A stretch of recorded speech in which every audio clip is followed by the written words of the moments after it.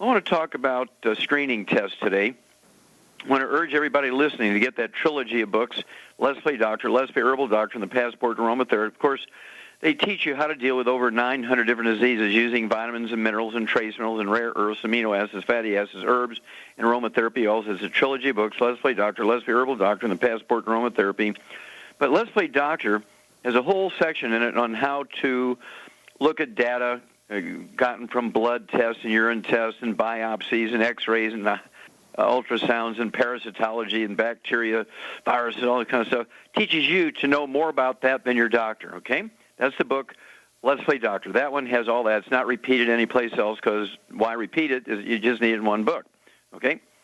Now, doctors push a test to prevent disease. These nonprofit agencies like the American Cancer Association, Susan G. Coleman's group, they all push tests to prevent cancer. Well, guess what? There's not a single screening test out there that prevents cancer, diabetes, osteoporosis, heart disease. They'll catch the disease earlier sometimes, but doctors always want to push what they do, right? I mean, that's what doctors do. They want to get you into the ATM machine. Well, a headline in the Star Tribune out of Minneapolis says, for the first time, colonoscopy proven to be a lifesaver. Major study showed that the screening cut death rate from colorectal cancer by 53%. Well, that's a pretty good headline. But you start reading down in the article, here it comes. Here it comes. Colorectal tumors are a major cause of U.S. cancer death and one of the few cancers that can be prevented with screening. See, there's the lie. It cannot be prevented by screening. This says, this year, more than 143,000 new cases and 51,000 deaths are expected. Incidence and death rates, here it comes, incident and death rates have been declining for about 20 years, probably because of increased screening and better treatments. Probably because of increased screening. Now, if a chiropractor, a naturopathic doctor, or an herbalist would say, oh, we can cure cancer, or we've shown we've cured cancer probably because, they would be eaten alive by the medical profession. What do you mean probably? We only believe in evidence-based discoveries and science. Well, they're using the word probably. Well, I'm going to take you back to a guy by the name of Dr. Clark, Dr. Larry Clark. And Dr. Larry Clark died at age, I believe it was 51, from prostate cancer treatment. Dr. Clark was an MD, PhD at the University of Arizona School of Medicine, and he did a study. It was a 7-year study. It was only 7 years, but he did a study on giving 200 micrograms of selenium, 1/5 of a milligram of selenium, the trace mineral selenium, to 1,300 seniors. At the end of the study, what he showed was that the 200 micrograms of selenium reduced the occurrence, not the risk, reduced the occurrence of prostate cancer by 69%, colorectal cancer by 64%, lung cancer by 39%, whether you smoked or not. Reduced the occurrence in his 1,300-person study over a 7-year period. Now, it was a randomized, in the article, it said it was the gold standard, randomized stuff.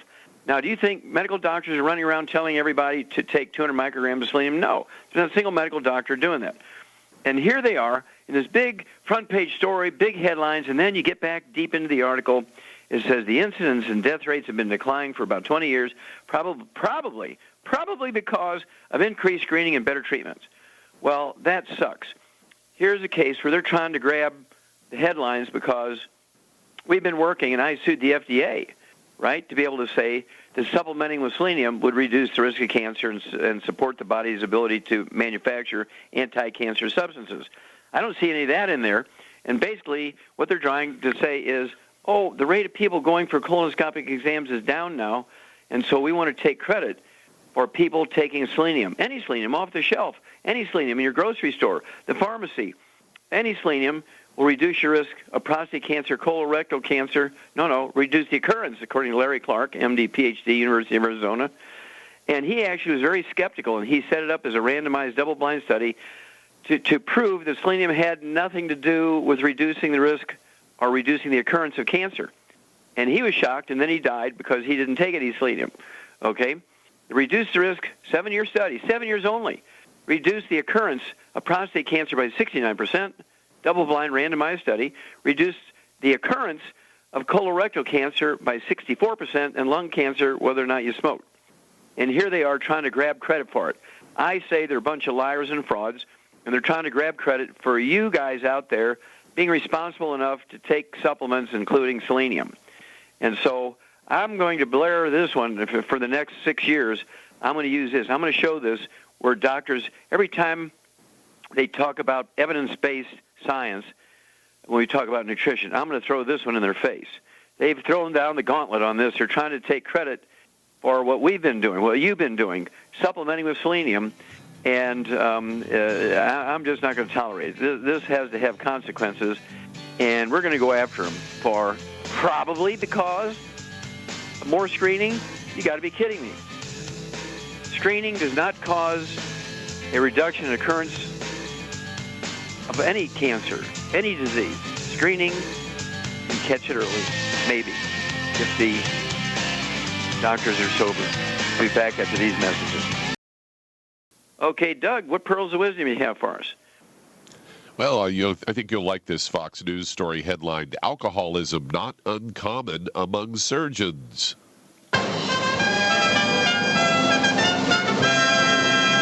Now, this is something you've been talking about for quite some time. Yeah.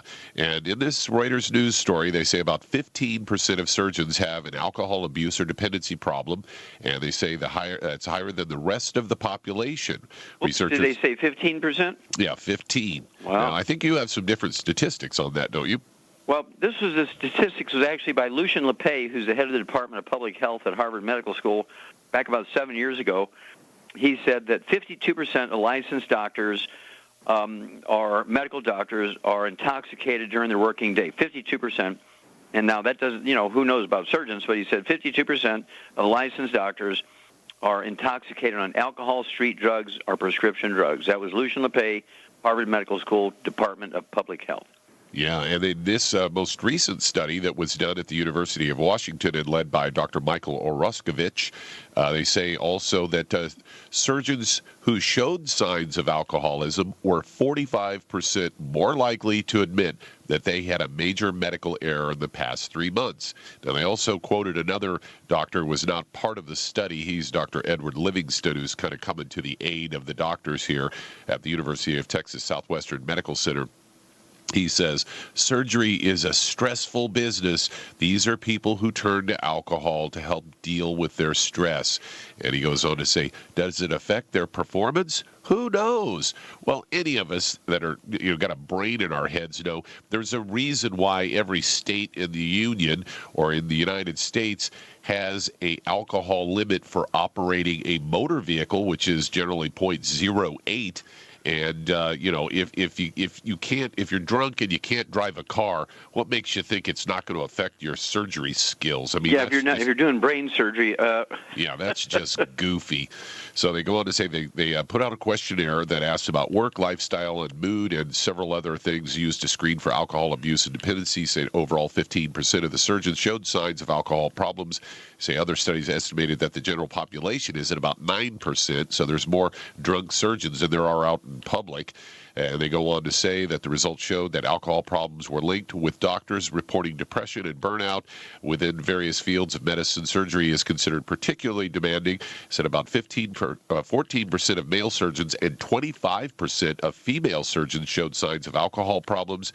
They say previous studies show that stress being a surgeon and balancing professional and personal obligations were more prevalent in females than male surgeons. And they said among the 722 physicians who said they had a major medical error in the past 3 months, 77% of them scored within the range of having alcohol problems. And they sent out 25,000 of these questionnaires, and only about 7,200 surgeons replied to it. This was all reported in the archives of surgery. Only 10% responded. Yeah, only 10% responded. And that result sucks then.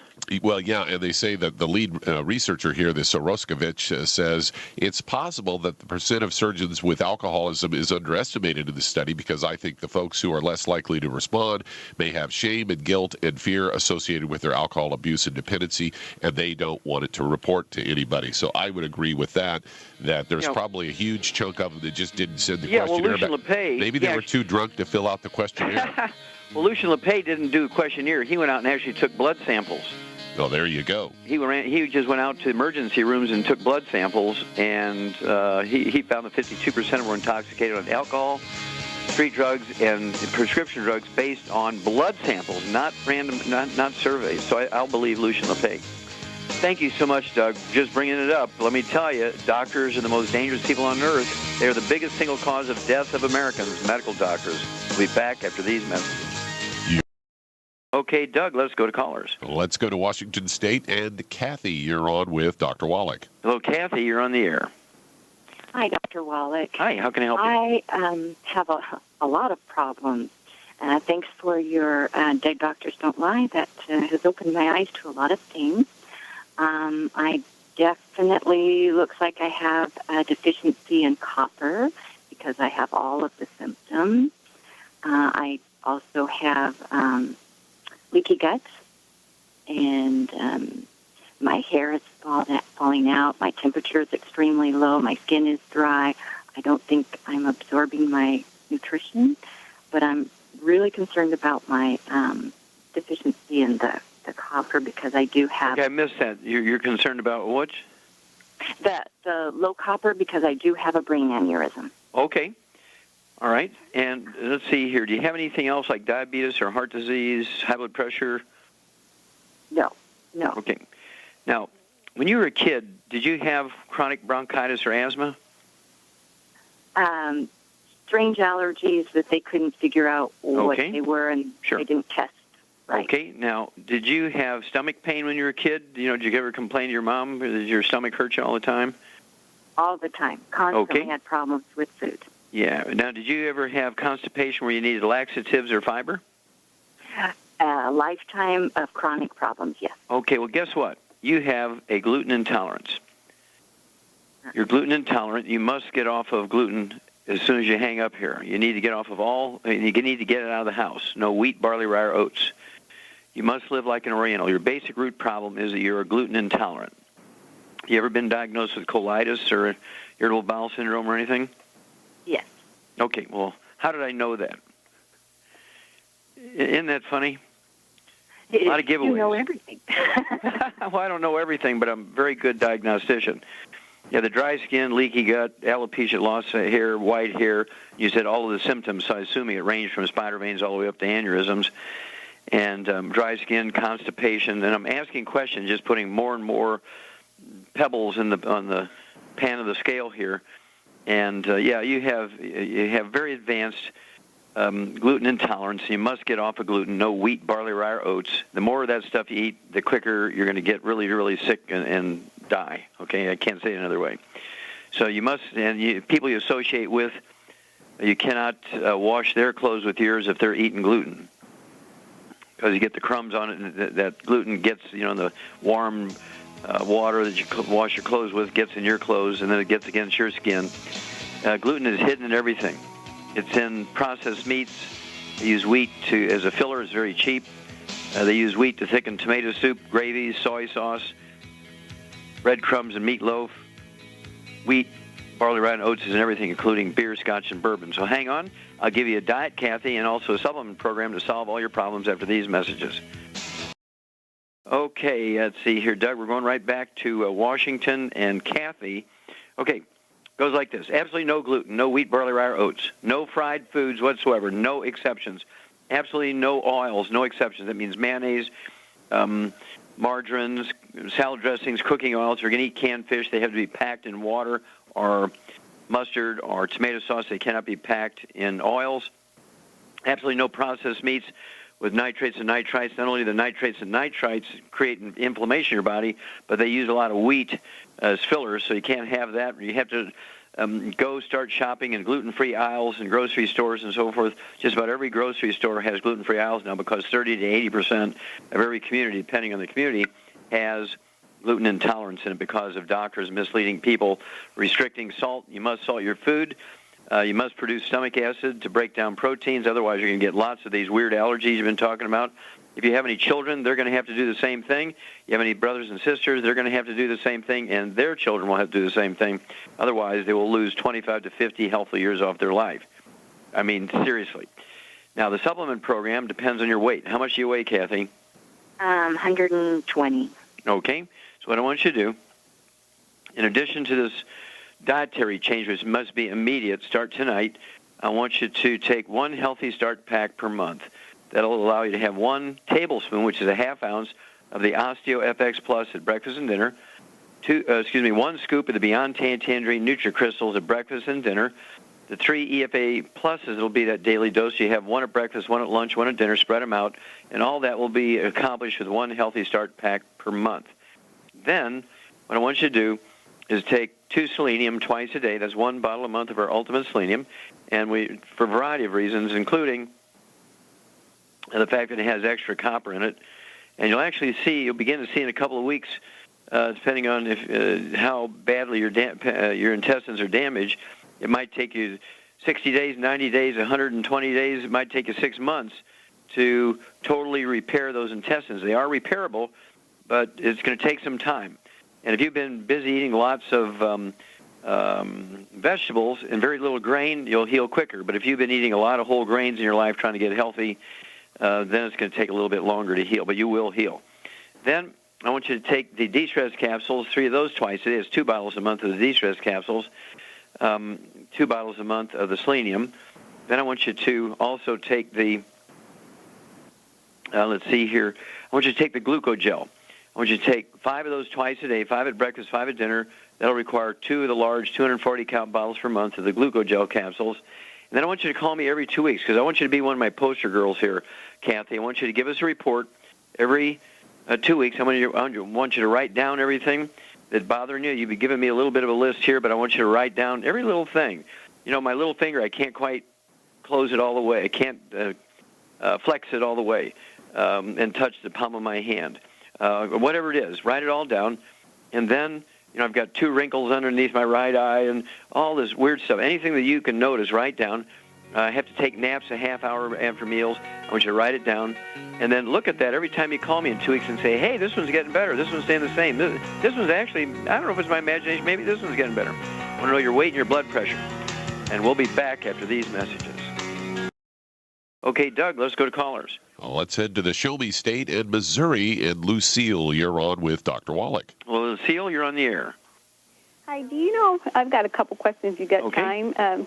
Do you know if you can rebuild teeth? You can rebuild the dentine in a teeth. The enamel takes a little bit of work, although there are some sources of calcium you can take and just use them as kind of a mouthwash and begin to rebuild the enamel. Dentine is easy to rebuild. If you rebuild dentine, it'll actually push fillings out of the teeth and fill up the hole with dentine. Not as hard as enamel, but it's doable. Okay. Okay? And which calcium would that be? Okay, well, here's what I suggest. Number one, I have to know what other problems you have. Is this yourself you're talking about? Actually, it's my husband. He was the one that you met him here in Missouri when you were here. He had the skin problems, and he's like 34, and he's got some teeth that has good cavities. I don't know. Okay. Does he have fillings in them, or are there cavities that are not filled? They're fillings, yes. Okay. So, yeah, I wouldn't have them removed, but what will happen is if he does what I tell him, there's a high probability, not 100%, but a high probability that the dentine growing in the tooth will push the fillings out. And then, of course, if the hole is big before the dentine grows up to the top of the tooth, the crown of the tooth, you're going to have to get one of those temporary dental repair kits to fill in that hole and keep filling up until the dentine reaches the surface of the crown of the tooth. And basically, how much does your husband weigh? About 175. 175. Does he have any other health problems, diabetes, arthritis? Probably he's got grinding in his knees. Okay, well, that's arthritis. All right, 175. Well, what I'd do is get him off all the bad stuff. And in his case, no carbonated drinks with meals. an hour before, during, an hour afterwards, even ones that you think of as being benign like diet sodas and club soda, Perrier water, Pellegrino water, nothing carbonated. And then no fried foods of any kind, no exceptions, no processed meats with nitrates, nitrites, no exceptions, and absolutely no oils, no exceptions. Then I would give him 2 Healthy Start packs per month. That will allow him to have 1 ounce of the Osteo FX Plus liquid mineral blend, and calcium and vitamin D3 and glucosamine and chondroitin and sulfate, all that stuff, extra strontium, all in one product.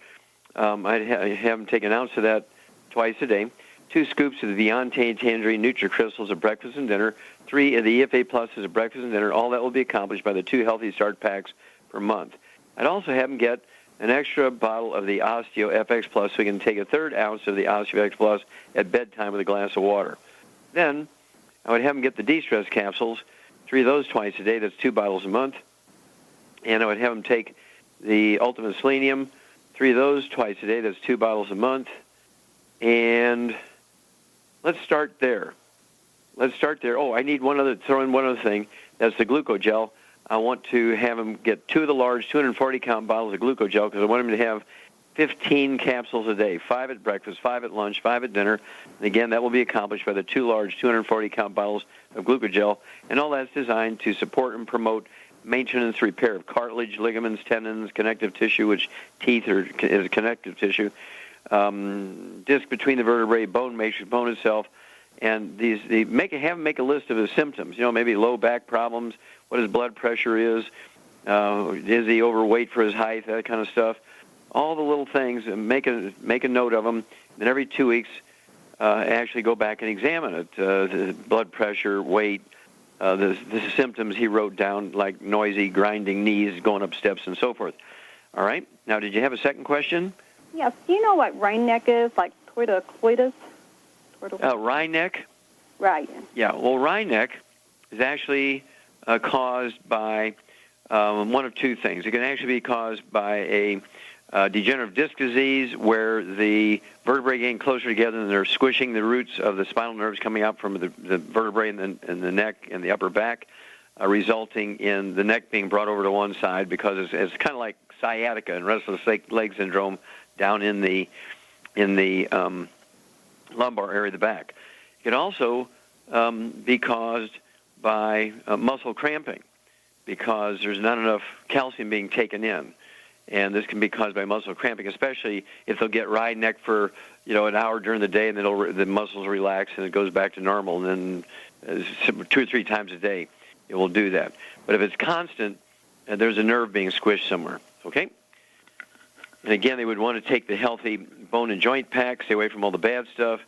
Make sure they're getting plenty of that Glucogel. If they're an adult, it would be 10 to 15 Glucogel capsules, depending on their body weight. Give me a call every 2 weeks and bring me up to date, Lucille. Okay, Doug, let's go to callers. Let's head to Nebraska. And Olive, you're on with Dr. Wallach. Well, Olive, you're on the air. Hi, Dr. Wallach. Hi. Hi.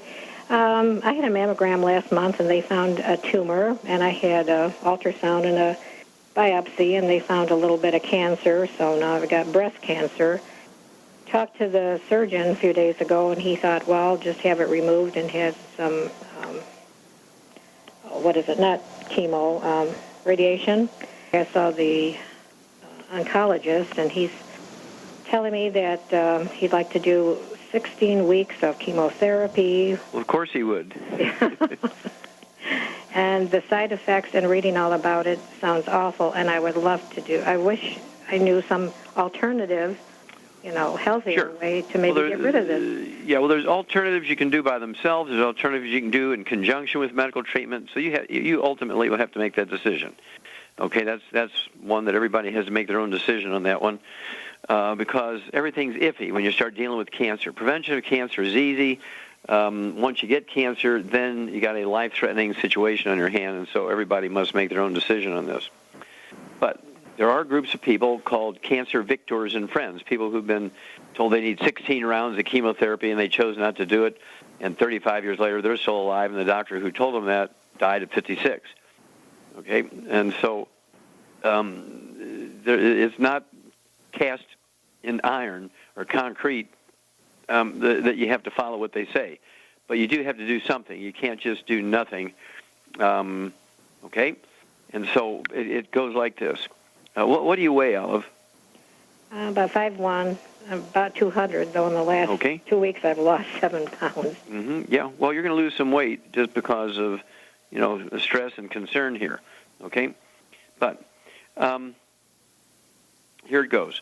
You need to get rid of the bad stuff that actually caused the cancer. No fried foods whatsoever. I mean, absolutely no fried foods, not even a crouton. Can't have any fried potatoes, fried eggs, chicken fried steak, no fried fish, no fried shrimp. I mean, no fried calamari, no fried eggplant, no fried rice, no stir fry, even extra virgin olive oil. All that's got to go away. So, no carbonated drinks during meals. No processed meats with nitrates and nitrites. Hang on, I'll come back with a supplement program, which you can use by itself or with medical treatment, whichever you choose. We'll be back after these messages.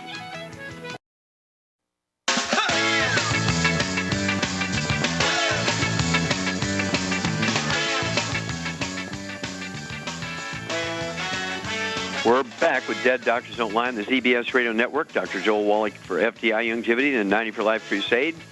And, Doug, we're going right back to Nebraska. And Olive, what I want to do is give you a program like this. And, again, I would really investigate the medical side. And we also have a CD set called The Juice Cures. I interviewed a guy by the name of Jay Cordish, who was the world's expert in juicing and sort of juice treatments for cancer and so on. So you may want to get that. It's a 2 CD set called The Juice Cures. Anyway, the supplement program I'd recommend goes like this for for a 211-pound person. I would have you take 2 Healthy Start packs per month, 1 full dose of each of the 3 products at breakfast and dinner. That's 1 ounce of the OsteoFX Plus at breakfast and dinner, 2 scoops of the Ontane Tangerine NutriCrystals at breakfast and dinner, 3 of the EFA Pluses at breakfast and dinner. All that will be accomplished by the 2 Healthy Start packs per month. I'd have you take 9 of the selenium, 3 at breakfast, 3 at lunch, 3 at dinner. That's 3 bottles per month. I want you to get your ORAC points, your antioxidant points, above 100,000 a day. You can do that with the Cell Shield RTQ and the Triple Treat and or Triple Truffle chocolates. And it'd be about 8 to 10 capsules a day of the Cell Shield RTQ and 6 to 8 pieces of the chocolate. Now, I would also take 3 ounces a day of the Z Radical.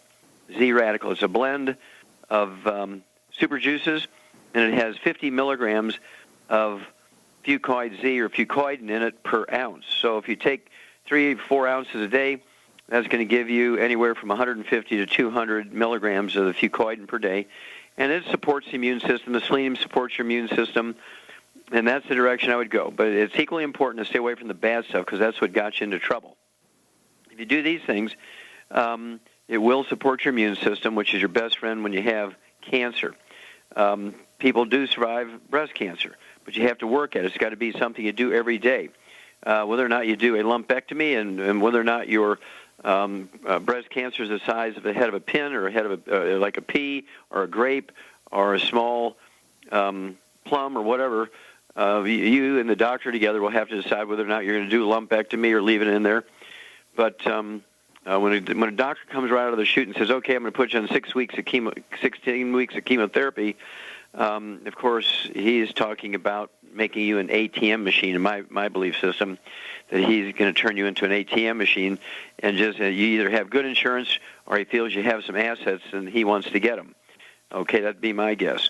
Ask him how many people has he cured using this system. You want to know what percentage of cure rate does he have for this. And I mean, adding 25 years of somebody's life, not a 5-year cure rate, because you can have somebody with terminal illness living in a nursing home with an IV and a G-tube for 5 years, and they consider that a cure, even if you're unconscious.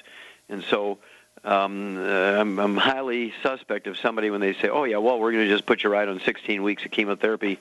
And that to me, right, is a no right out of the box there. But at any rate, call me. Let me know what you decide when you go back to the doctor for further information. And it doesn't hurt to get a second opinion from other oncologists, cancer doctors. And that way you'll be able to make a decision based on maximum amount of information. And again, I would urge you to read that book again if you haven't read it, Dead Doctors Don't Lie, and get a hold of the CD, The Best of Dead Doctors. There is a tract in there on cancer, that CD, and I would listen to that tract first. And again, get that CD set, Juice Cures by Jay Cordish and myself, and it'll give you some insights, your options, and then you can, with an informed set of knowledge, you can make the proper decision for yourself. Now, we've only got a few moments here, and I'm going to, well, there it is. And I'm just going to remind everybody, go ahead and call your FDI Youngevity Associate and say, okay, I want to be in this thing. I need to help myself and the people I care about. I need to know how to become an associate, get the wholesale prices, and save ourselves. Okay, thank you, everybody. Really great questions and testimonies today. Thank you so much, Doug and Easton. Superlative job as usual. God bless each and every one of you. God bless our troops. God bless our Navy SEALs, and God bless America.